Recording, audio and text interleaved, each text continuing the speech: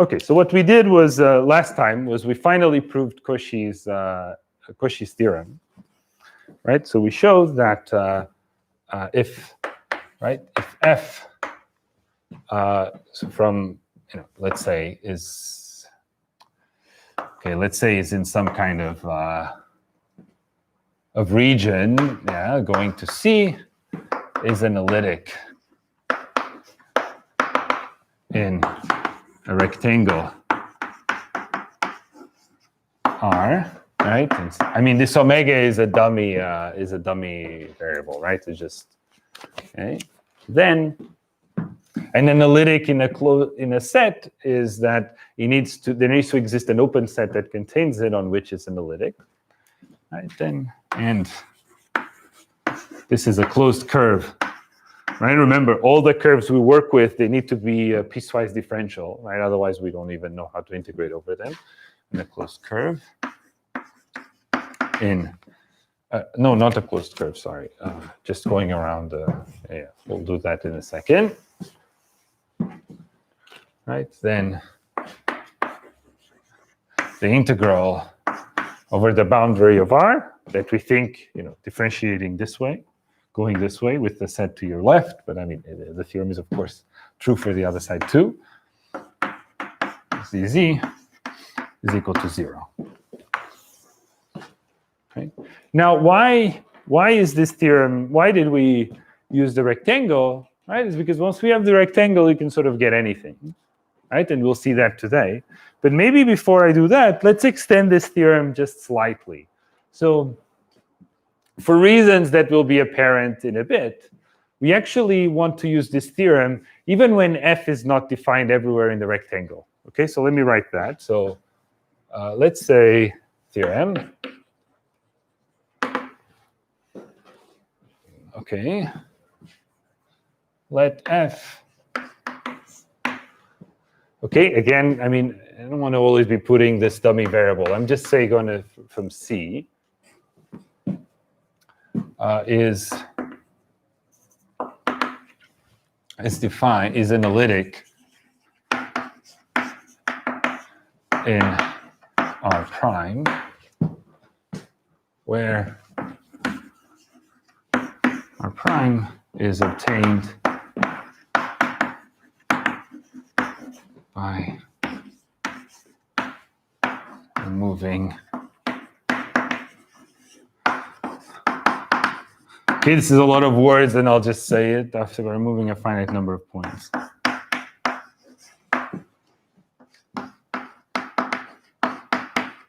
From the interior of R. Okay, so I mean, okay, I can use again the dummy.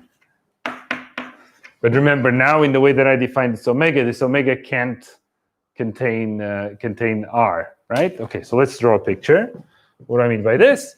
I take a rectangle, just like before, but then on the rectangle, I take away a few points. Say xi1, xi2, say xi3. And now on these points, the function doesn't need to be analytic. In fact, it doesn't even need to be defined. Okay, so f, maybe I should use omega prime, right? And you can just think of omega prime as, was the set omega like before without these points, right? It's still open. Okay.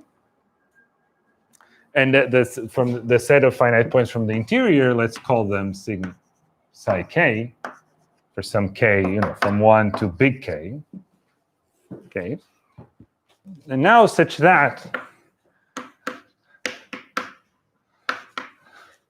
Okay, so what I want to say is that the theorem is still true, even if there are bad points in the rectangle.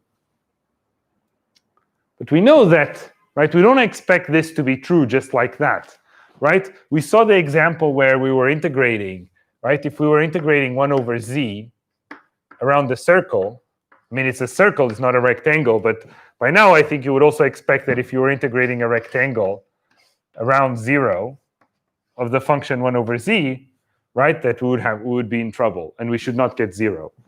right? So I need something special about what the function looks like in these points. It cannot be, right, that the function is like 1 over z minus xi on those points. And in fact, essentially that's what we need then not to happen, right? Such that for all like little k, say from 1 to big K, we have that f. So the limit, right? The limit as z goes to one of these points, right, needs to be such that when I multiply by z minus psi k, f of z is 0. Okay. Okay. So basically, what needs to happen is that it can blow up potentially at the bed point, right? Think this being 0, but it cannot blow up at this speed, right? Because z times 1 over z would be 1, and the limit wouldn't go to 0, right? So it's sort of completely ruling out this. And then what we can show is then, right, the integral over the boundary of, say, R, right, is of f of z, right? This is defined in the boundary, okay? dz is equal to 0. Okay, this is the theorem. Okay? So we want to be able to say what we did before, to say exactly the same thing we said before, but we want to be able to do it even when f is not defined in a few of the points. Okay? And we want to ask ourselves, what is it that we need f to satisfy near those points? Right, and near those points, essentially what we need is that once we multiply by z minus the point, the function needs to go to 0. Okay, so the function needs to be smaller, right? I mean, one way to think about it is it needs to be smaller than 1 over z minus psi k, right? We cannot have this kind of singularity that we know was creating issues, right? But when we integrate around 0, it gave it to pi I. Okay. Okay, so let's prove this theorem. The proof is actually quite simple.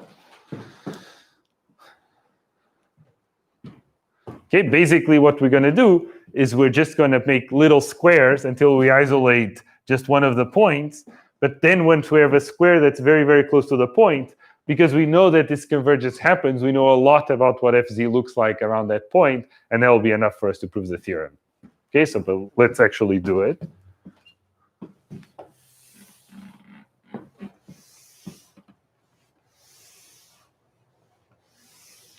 Now, of course, I think the question that should be in your mind is, why even think about this? Like, why do we care? What functions are we going to build such that, what functions could we possibly be intending to build that will know for sure that some limit like this works, right? We're not just proving this as sort of a curiosity, right? We're proving this as a build-up to something later. And so, the question I think should be in your mind is, why are we, like, what kind of functions are we going to build such that this limit is going to be 0?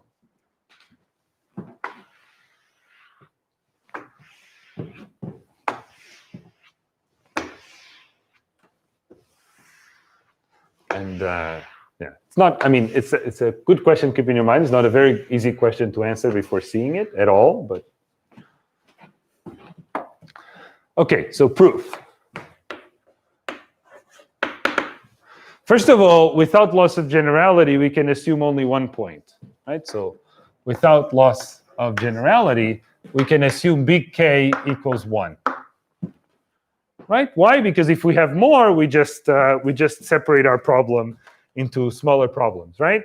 If we have, say, 3 like this, we just make a grid, say, right? We could even just make a grid. Let me see if I can do this right. Yeah, there we are. Right? We could just make a grid. Now the integral, right? The integral in the big rectangle is the sum of the integrals on the small rectangles, right? The integrals in the rectangles that have nothing inside are just 0 because of the original theorem over the rectangle. And we just have to understand what happens in a rectangle with just one point, right? Divide and conquer type thing, right? We split until we have just one point, and then we just try to understand what happens there. Okay. So without loss of generality, I mean, I'm sure you've seen this many times, but let me write it. Just without loss of generality. Okay, we have that k equals 1. Okay. So now let's draw a picture. So let's take one of these squares. There's a rectangle, right? And now my special point is here. Psi is here. Okay. So now, of course, I can do any grid that I want, right? For any, I can now do a grid.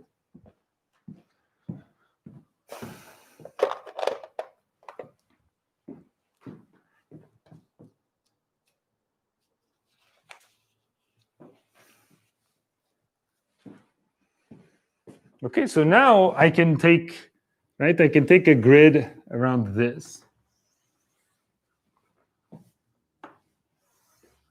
Right, around this point, say, like this, for example.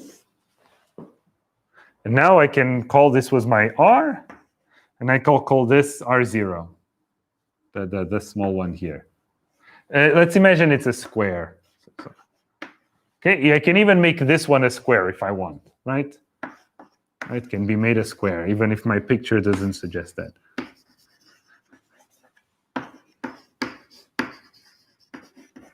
Okay. Right, now the integral around R is just the integral around this rectangle plus this one, plus this one, plus this one, plus this one, plus this one, plus this one, plus this one, plus this one.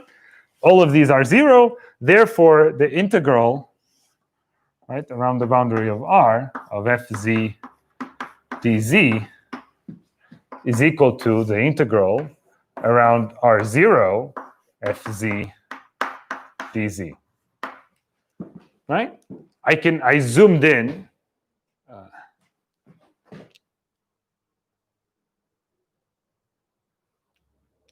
Let me see.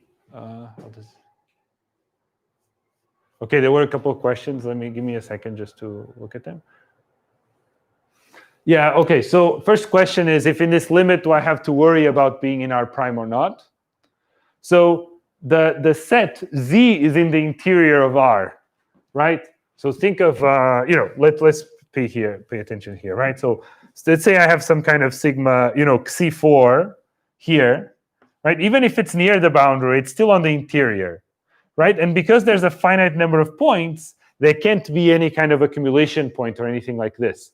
So for any point that I have, right, there is a ball around it, right? Because it's in the interior, so there must be a ball around it that's still in the interior. Because there's a finite number of them, I can definitely put a ball around each one so that they don't touch. So there's a ball around the point on which the ball is inside R prime, right? So it's perfectly fine to talk about this limit, right? The limit only matters in arbitrarily small balls, okay? Now, no, the theorem does not. Okay, so let me repeat the question. The question is how the theorem fails for 1 over z, right? So the theorem fails because this condition isn't satisfied, right? So if I think of the function f of z, but yeah, this is a very good question. So if I think of the function as fz equals 1 over z, the theorem should definitely not be true on a rectangle. So what we did was for the square, but we could, maybe it's not worth the calculation. But you could definitely try to do it. You have 0 here, which is a problematic point. You make a square around it, and now you look at the integral around this square. Right? We know, we haven't actually proven, but you expect now that this shouldn't be right. That this shouldn't be 0. Right? And in fact, we've sort of proved it, right? Because we proved it for the circle. And so we could take this piece and reduce it and so on, but let's not get into that for now. So why doesn't it work? Because that limit isn't 0, right? So like f of z equals dz of that is definitely not 0, right? It will be 2 pi I. And why? Because that limit isn't 0, right? The limit as z goes to 0 of z f of z is zf of z is just 1, right? This is just 1. And so the limit is 1. And so not 0. And so this hypothesis isn't satisfied. Okay. And so that hypothesis is definitely key. Now, what it might look at first is that this hypothesis is here just sort of to rule out things. And we're trying to investigate how further can we go with integration in a way that around rectangles is still 0. But turns out that this this is actually quite an important. Is going to be extremely useful, this property, and I can already hint at why, right? Because if you make FZ be the approximate, the approximation of a derivative, right? Say at phi k. Let's say that I have some special point z. Okay, I can give you sort of the foreshadowing of what's to come. But if you think of f of z, or let me take g of z, as the approximation of the derivative at z prime, at z star, sorry, right? In the sense that when you take the limit, right, at z star, this is not properly defined, but when you take the limit, then this gives you the derivative, right? Then if you plug it in here, it will satisfy exactly this property, right? If psi is z star, right? Because this term will cancel with this, and you'll get that this goes to 0, which it does because of continuity. So it's a way of using only continuity, and making sure that you can take approximations of derivatives and integrate those, and this will be very important. Okay, another question. Great. So why is this the same? Because the integral, right? The integral on the yellow line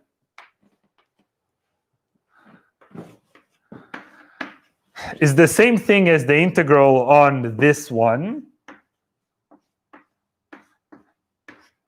plus the integral on this one, right? Because these two will cancel each other out, plus the integral of this one, this one, this one, this one, this one, this one, then this one. And in all the others, there is no point. So you can just use, in any of these, you can just straight use Cauchy's theorem.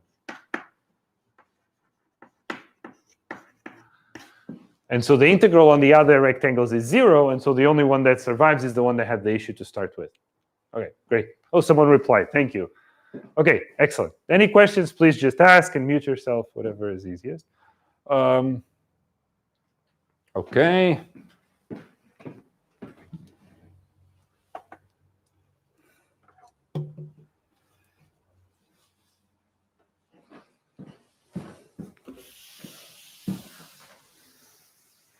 Yeah, I wish I had two boards, one so that I don't have to erase the theorem while I'm proving it. But...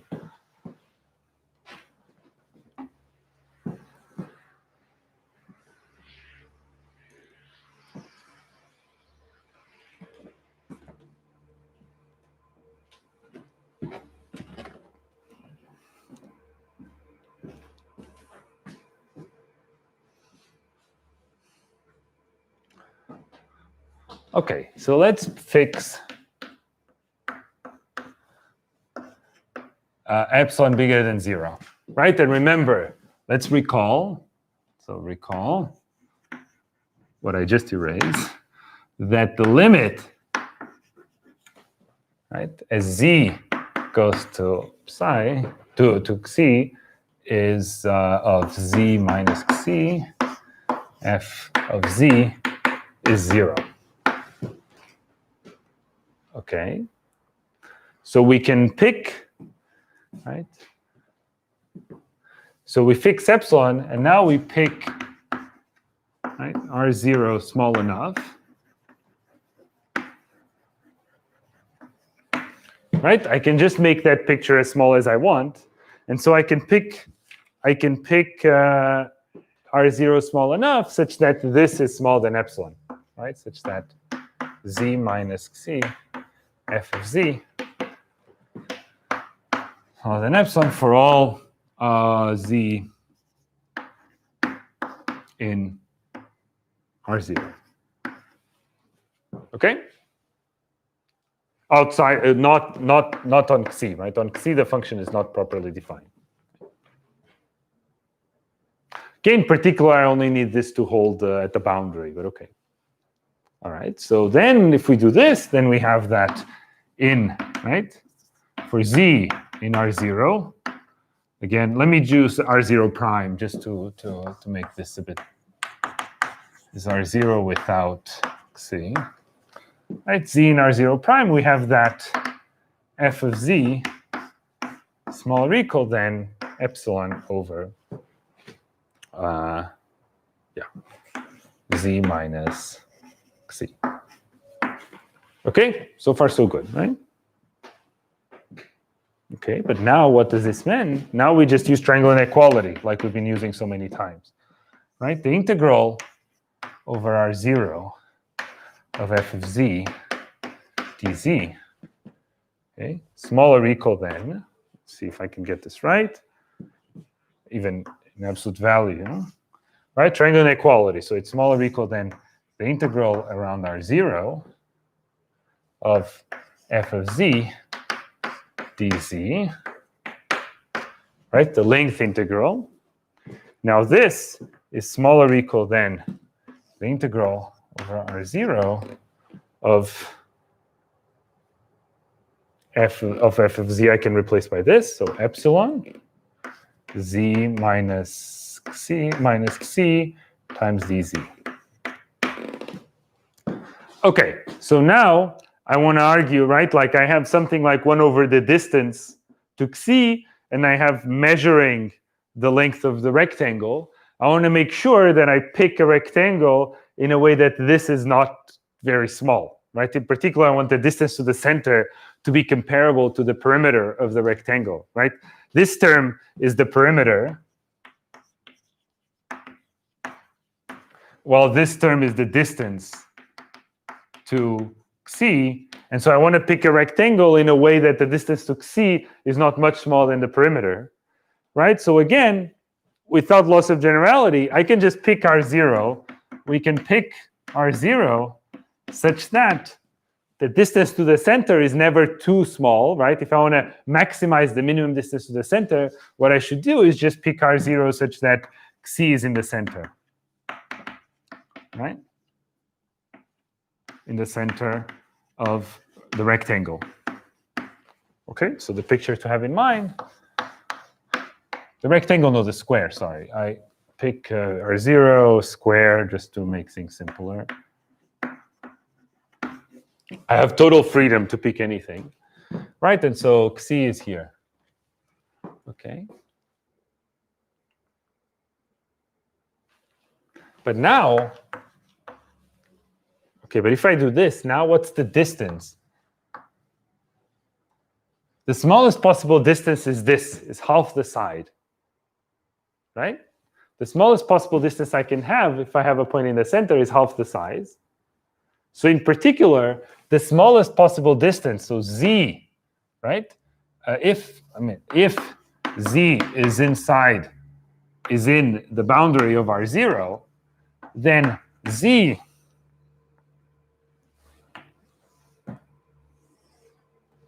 I just do this to not have, because these are different things. Okay, so if z is in the boundary, then the distance from z to c,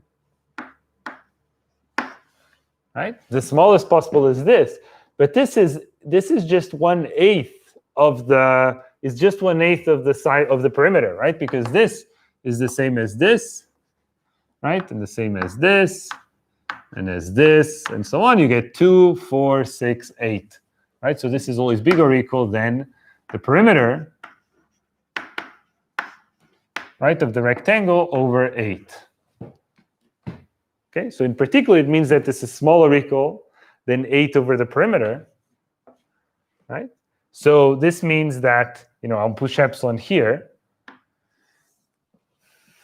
right? I have that this is smaller or equal than 8 over the perimeter times the length integral, but the length integral is exactly the perimeter, so this is just equal to 8 times epsilon. Okay, is it clear to everyone? If not, please, yeah. I mean, without seeing faces, it's always hard to know if I'm going too fast or too slow. But so interrupt me or speed me up if.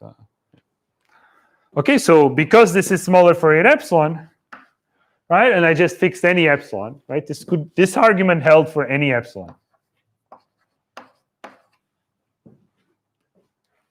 right? And so it must be 0. There's no other way. There's no other alternative, right? There's no other possibility. The value of this must be 0.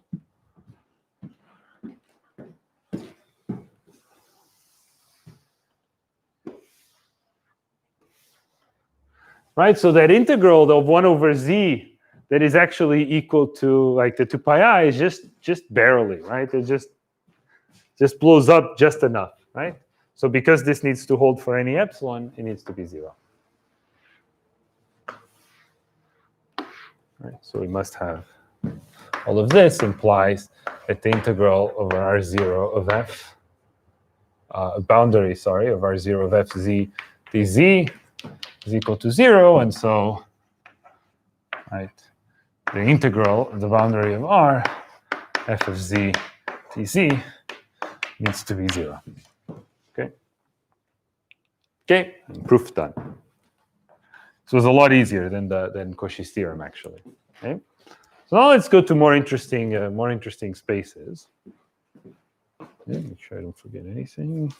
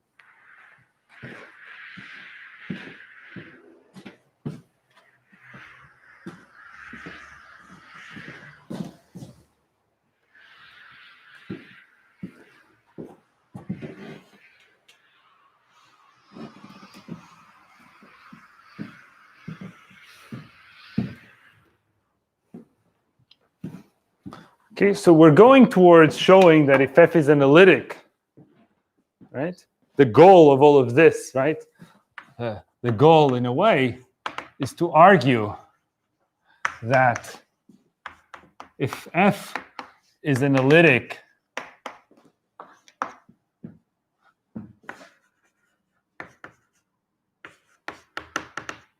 for nice enough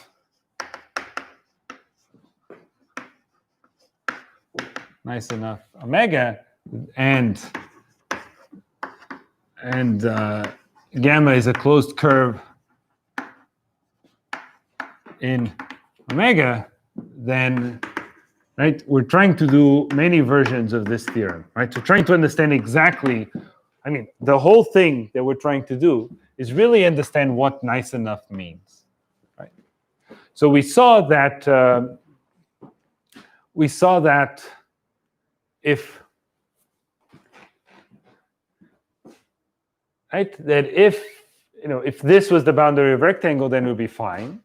But even very nice, right, we know that we just saw that the integral 1 over z, like last week, right, and I just alluded to it now, over a circle around 0, right, so let's say around 0 with radius 1 or any r, it doesn't matter, right, that the integral of this was equal to 2 pi I, right? So omega, taking omega to be, say, the complex, and this is definitely, analytic or holomorphic anywhere except at 0. So this must be not nice enough. And the curve is very nice, of course, right? So this must somehow be not nice enough.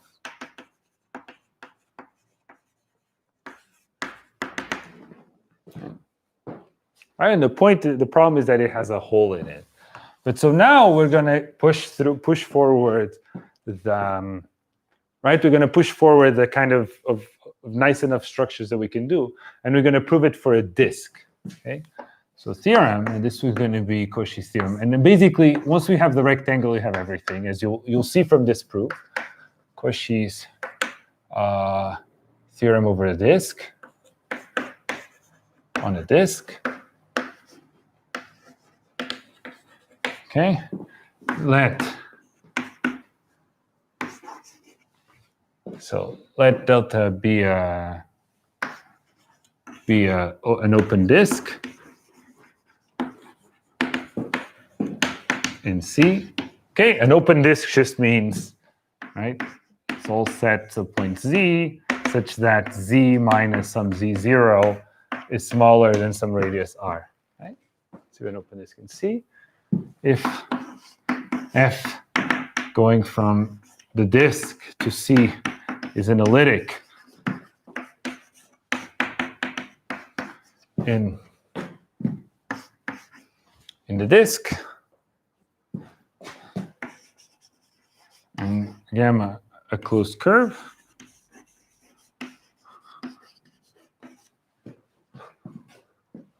then closed curve in of course, then the integral is 0. Then the integral over gamma f of z tz is 0. Right? And now we're doing already not just rectangles. Now it can be even any curve. What we need is for the function to be analytic in an open disk. Right? In particular, if a function is analytic in the entire complex plane, right? For any curve, there's of course a disk that contains the curve, so you can just do it for that disk. Okay, I just saw that.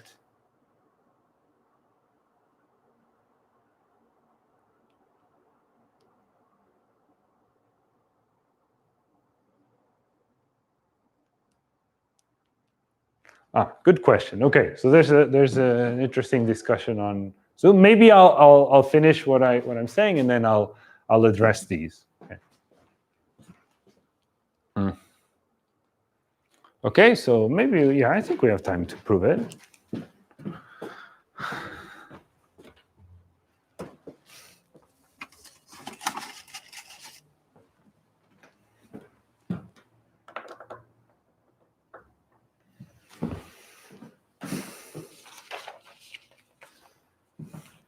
Right, the proof is exactly the same. So the idea is to use that exact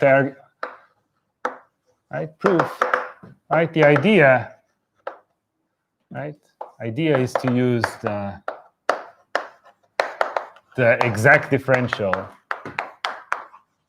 or primitive differential / primitive argument.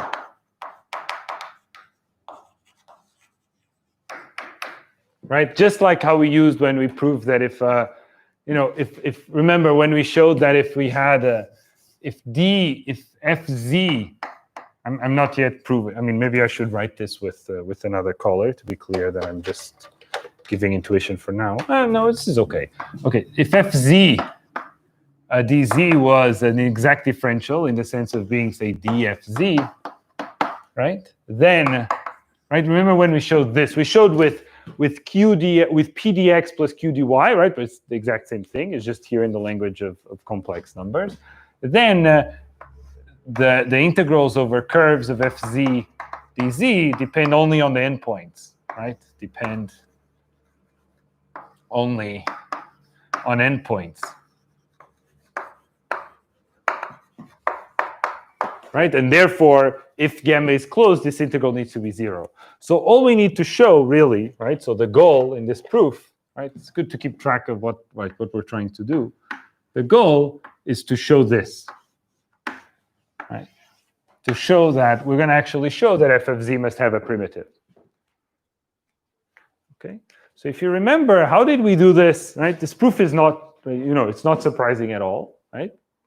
How did we do this when we're doing it over, talking about the exact differentials and the functions and write the functions over R2? We said that if a function integrates in a way that it does not depend on, okay, let me give you the proof in a sentence, and then we'll actually work it out. Remember back when we proved that if a function at the time defined over R2, it was equivalent for it to integrate to 0 over any path, any closed path, or for it to for the integral to only depend on the endpoints. This was equivalent to it having a primitive or being an exact differential. But remember how we proved that. How did we prove that? We showed that if it had an exact differential, then once you integrated, you can use the fundamental theorem of calculus, and you could see that the value was the value of the primitive at the end minus the value of the primitive at the beginning, and thus it only depends on the endpoints. This was one implication. How did we do the other implication? The other implication is we saw that if we were in a connected set, we could draw a polygon line going to our point, and we defined the primitive as the integral on the polygon line. And because it was a polygon line, we knew what the partial derivatives looked like, and we realized that they satisfied what they needed to satisfy. And so that this primitive defined as an indefinite integral was actually the real primitive, or defined an exact differentiable for the function. Okay. But if you think about this proof, we are showing that if something is a primitive, then the integral over any closed curve is 0. But really, on the other side of the implication, we're only using curves that are polygon lines. And even in fact, we only used vertical and horizontal curves. So in that argument already was hidden a proof that if your function, when integrated over horizontal and vertical lines, does not depend on the path of integration, but only on the endpoints, then this must be true for any curve, even if it's not horizontal and vertical lines, which is exactly what we're proving here, right? Because we have access to Cauchy's theorem, which is basically vertical and horizontal lines, the rectangles, and we're trying to get it for any curve. And, now it's noon already, so I'll do this writing instead next week. But I just want you to realize that we've actually already proved this, right? Because when we prove the equivalence between exact differential and integration not depending on path, hidden in that proof was the fact that if it didn't depend on path just for horizontal and vertical points, it also didn't depend on path for any curve, right? Because this would imply the existence of a primitive, and then the existence of a primitive, we could use the fundamental theorem of calculus to finish. Okay, so I'll do this. It's fine. We can do it on Tuesday. We're making good progress, so it's okay. I prefer trying to give you some intuition of, while Cauchy's theorem had a slick idea, the one with the points also had a bit of a slick idea, maybe less slick. This one doesn't, right? This one we sort of have already done. We just didn't realize it.